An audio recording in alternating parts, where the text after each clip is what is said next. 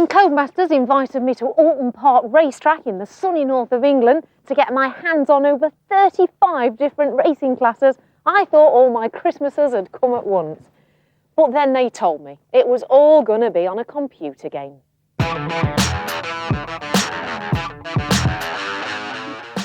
Now, the guys behind Race Driver 3 tell me this is the most realistic driving sim yet, and being a petrolhead myself, I have to put these claims to the test. This is Paul O'Neill. Now, he's a racing instructor here at Alton Park, and he's going to give me tips on how to negotiate this track and hopefully a bit more help later on with the game.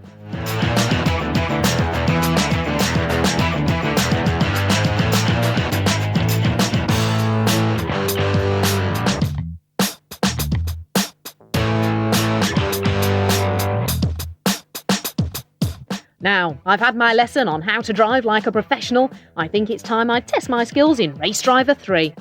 But before I do that, I spoke to the team behind the game just to see what goes into producing such an exhilarating racing game.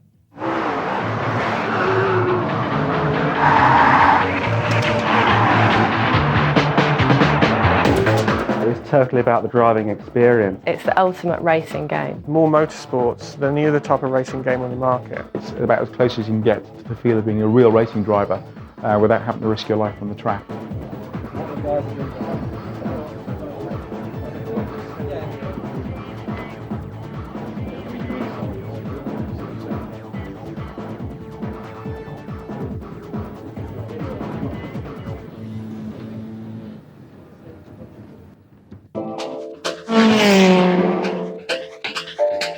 One of the newest things, the biggest things in the latest version of Race Driver is the Pro Career mode.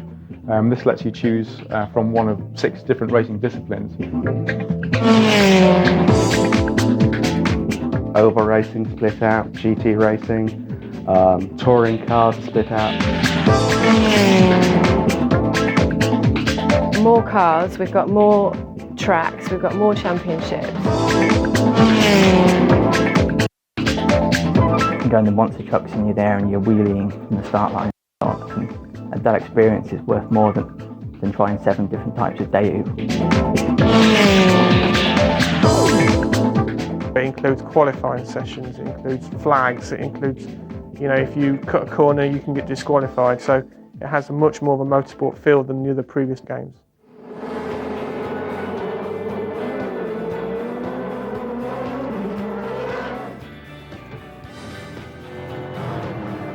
The physics we have now on Race Driver 3 is by far the most complex that we've ever designed. There are something over 300 or 400 different physics parameters that the designers can actually use to tune the car. The physics model itself is actually relatively straightforward to put together in that you're copying real-world physical models. I think the difficulty comes in when you actually look at the different racing styles, because that's when subjectivity plays a part. everyone has a different opinion of how a different car should race. And the way we've gotten around that is to actually talk to the racing drivers who take part in these series. For example, with the Formula 3 team, the guys at Alan Docking Racing, they'd pull off telemetry data for us.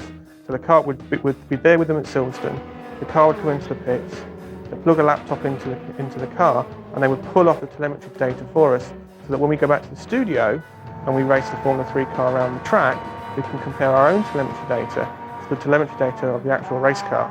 So that's how far we'll go to make sure the cars are as realistic as possible.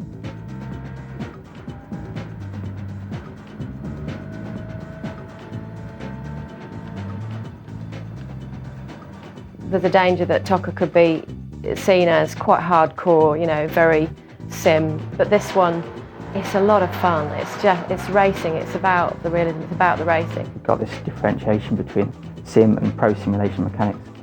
And basically what that allows us to do is not have to compromise so much. We don't have to just go in the middle of those two.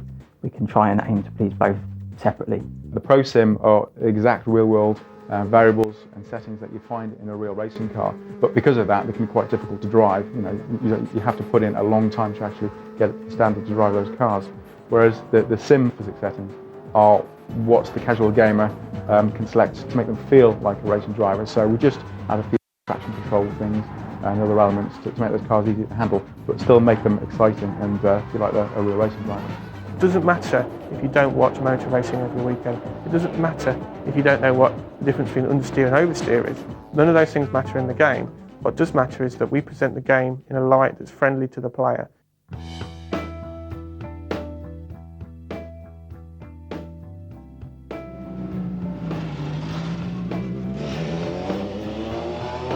In the game we have 35 different racing classes, and that amounts to well over 100 championships in the game.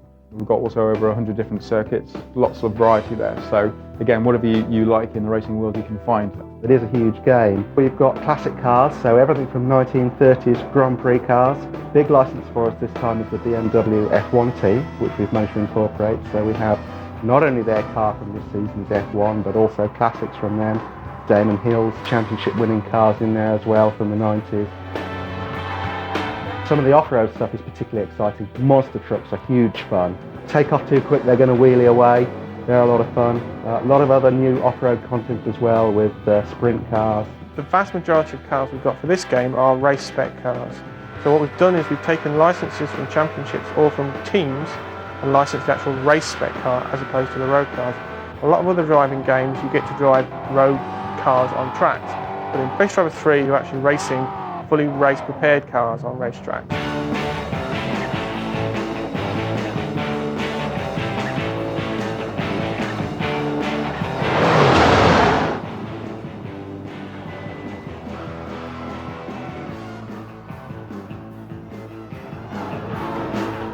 Many other games don't feature damage, and I think there are two reasons for this. There can be problems from a licensing point of view. Many car manufacturers don't want to see their cars getting smashed up. That's becoming less of an issue now. But also just the production time it takes to actually model damage. It costs a lot more money to do that. But I think that's another thing that puts some companies off in gaming. It's not about glorifying damage. It's not about glorifying crashing or death or destruction or anything. There's nothing like that in the game. It is just about real-world effects. Fundamentally, it's part of the sport. I think what we do is we spend a lot of time making sure the car's damaged in the correct manner. Everything in the car can fall off or break or damage. Bumpers will fly off. The chassis can twist. Glass will smash where you've got glass in the cars. Plastic will rip and shred. There's a central section of the car, the little area where the driver sits, and that's the only safe area. Everything around the car up to that point will squash, as it does in real life.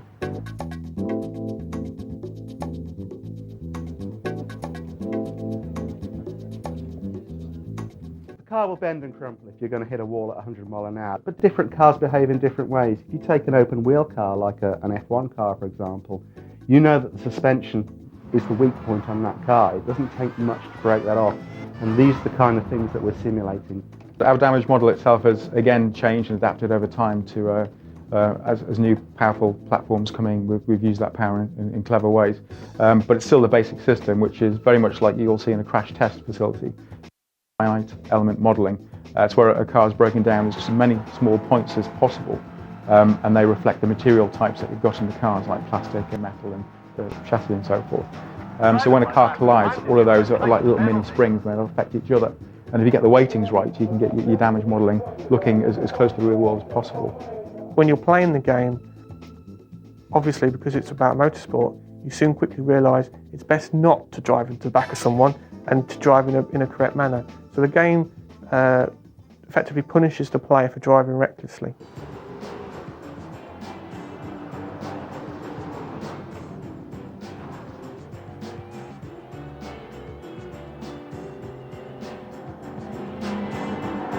I think one of the key strengths of the Race Driver series has been the quality AI, which I think many other games struggle to get right.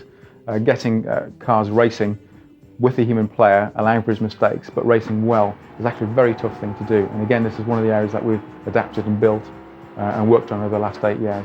I think the aggressive nature and the bumper-to-bumper action really does help the game. You know, from my point of view, it really is a roller coaster, sweaty palm experience.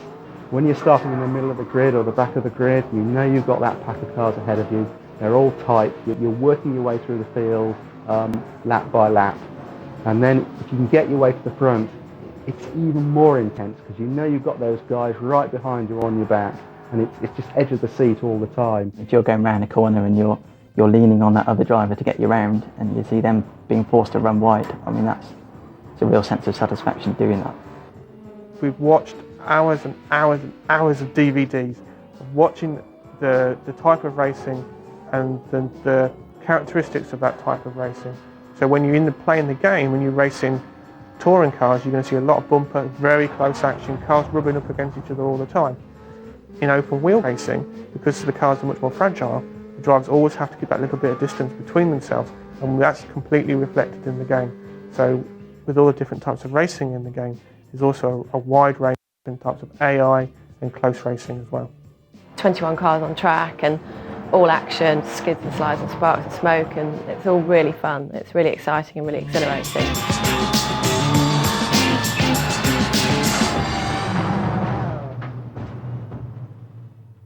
Very clever. So now we know the ins and outs of how the game is made, it's time for me to take the car for a spin.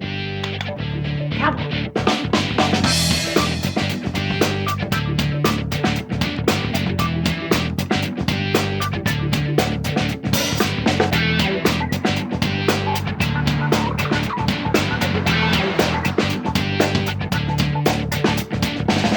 So as you were doing before, you stay to the left-hand side and you just go following down the line, then a touch of the brakes, that's it. Off the brakes, turn right, no, the black stuff, that's it. Squeeze the power. Oh, I remember that corner, it was really tricky, wasn't it? It was good. You were very good through there. Not the grass, that's it, apex. And then squeeze the power on. It's amazing because I know what's coming up next. That's well held, nice work. Better than when you're in the real car. That's mega. Well done, there's some crowd. You can see the attention to detail that the programmers have took is amazing. If they've not been to a circuit, they actually use games like TOCA Race Driver 3 to help them along the way, which I've done in the past in circuits I've not known. Off the brakes, remember, never brake in a corner. Squeeze the power on when you're exiting. Never seen anyone take it that quick, but well done.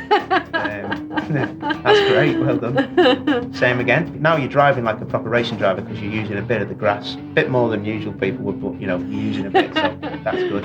Yep. So even the lap times are comparable to what we were doing in the actual Clio Cup car that we have outside, so that's it. Not too much grass, nice. Marshals are waving flags, well done. That's not a good sign, No, is that's it? not good, no. You never want to really see them. You'll see them if you do that, well done. Nice, look at the side of that. Doors open now, well done, mate.